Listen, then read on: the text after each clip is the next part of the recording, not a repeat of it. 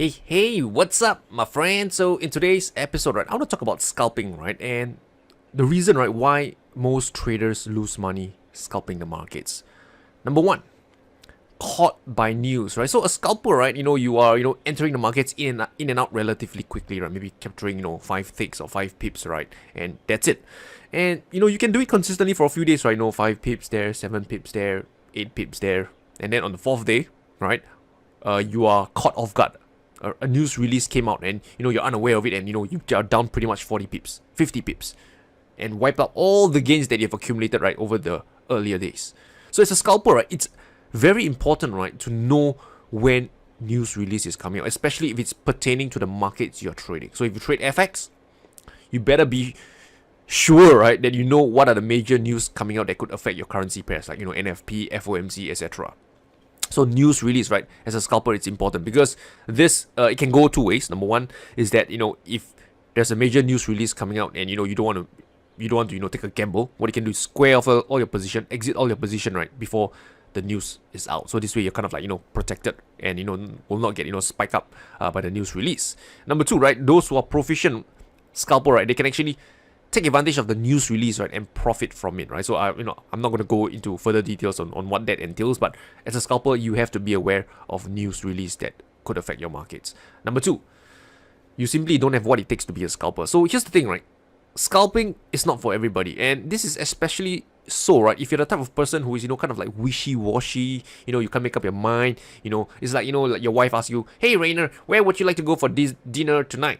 And I'm like, I'm not sure, man. Then my wife gives a suggestion. I'm like, maybe not. Then she gives another suggestion. I'm not sure about that. Maybe yes, we could try that. And then she gets angry, walk away, and we don't have dinner for that day, right? So if you're the person, right, that is similar to the Rayner that I've just described, then scalping is not for you, because scalping, right, requires you to be decisive. You're probably trading, on a really low time frame. Sometimes scalpers don't even look at charts. They simply look at the order flow and make decisions of it, right? They are making split second decisions. So if you're always on the sidelines, don't want to make a decision, afraid to be wrong, not sure what to do, then clearly scalping is not for you. See where I'm coming from, right? So this one, you know best what type of person you are. If you're someone who's always undecided, you like others to take charge, you don't want to make decisions, scalping is definitely not for you. Next one, number three. You can't read the price action of the market. So as a scalper, it's very, very important, right, to read the price action of the market. It could be via order flow. It could be by looking at charts, right? But whatever the case is, right, as a scalper, you have to understand, right, the intricacies of your market inside out.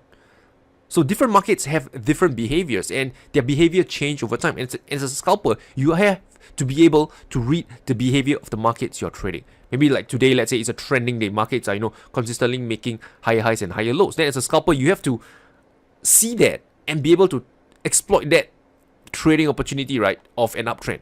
Maybe the next day market goes into a range. You have to so-called anticipate that, right, and then trade the range of the next day. So as a scalper, you can see that it's not always being a one-trick pony, right, buying uptrends, buying the pullback, etc. Because the market could change the next day, and maybe on the third day it could change again, goes into a downtrend.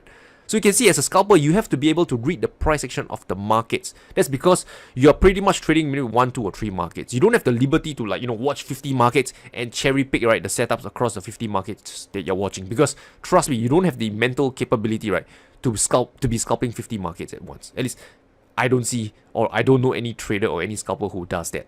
Okay, that's a different story altogether. If you're trading off a daily time frame, you can trade 50 markets. But as a scalper, okay, you have to read the price action of a few markets that you're trading, because things, right, change very quickly as a scalper. Number 4, you have the wrong expectations, right, about scalping. Okay, so here's the thing, right? Many people think that I want to be a scalper because I want to make pips every day. I want to make profits every day.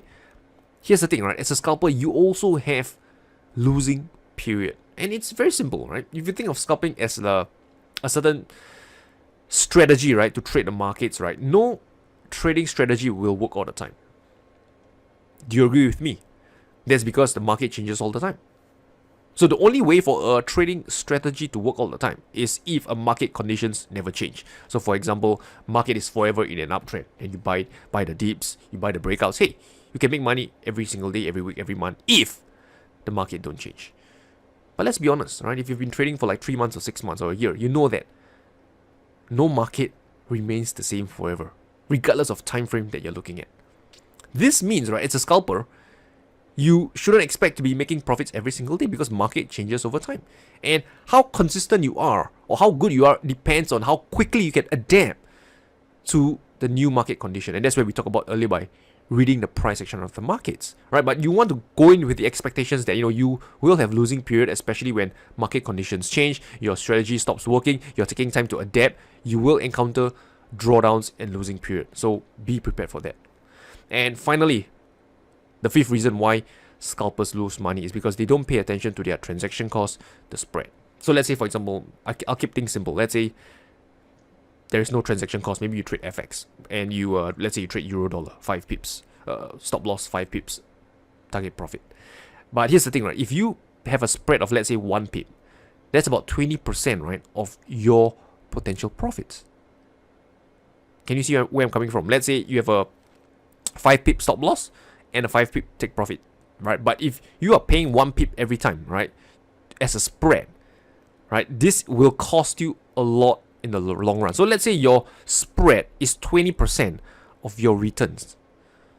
And let's say hypothetically, right, every month as a scalper, you can make 20% a month. But if you're paying like 1 pip in spread with a 5 pip target and stop loss, you're pretty much flat for the month because that 20%, right, will go towards paying off that spread. Can you see where I'm coming from? And that gets worse, right, if your spread is even wider. So this is kind of like the nemesis, right, of a scalper, that is that you have to monitor, right, your transaction costs, your spread very closely. Because if a market has very wide spread, large transaction costs, the odds are just simply against you. Okay, so look into your transaction cost. If you are, someone with a high volume, you can negotiate with your broker, on how you can reduce down your transaction cost. If you trade FX, it may be 0.3, 0.2, right? If you have, certain tie-ups with your broker. If you trade stocks, right, then again, discuss that with your broker, because this is something that is not to be, taken lightly. So this is why, HFT firms, they trade so often, they can bring down their transaction costs, right, almost to zero, and even get rebates, right, back from the exchange. Okay, so this is important. And quick recap, right, to what we have discussed today. Number one, right, one of the reasons why scalpers lose money is because they get caught off guard by news. Number two, they don't have what it takes, right? If you're someone who is, wishy-washy, you can't make up your mind, scalping is not for you. Number three, you can't read the price action of the markets. Number four, you don't have the right expectations about trading. And number five, you get killed by commissions and spread. All right, so with that said, I have come to the end of today's episode. I will talk to you soon.